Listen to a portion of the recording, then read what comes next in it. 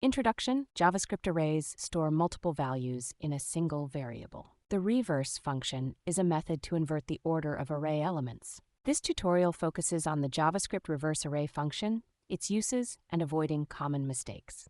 Understanding the JavaScript reverse array, the reverse method is used to reverse the order of array elements. The method changes the order directly in the original array, not creating a new one. Basic syntax: array.reverseWhack. Example: initial array 1 2 3 4 5 becomes 5 4 3 2 1 after applying reverse.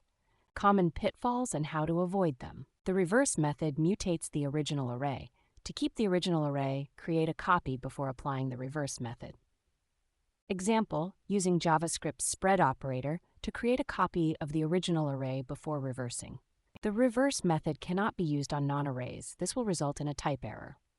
Tips and tricks: the reverse method can be combined with other array methods for complex operations. Example: using the sort method with reverse to sort an array in descending order.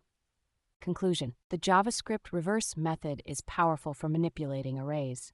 Remember, this method alters the original array and should be used wisely.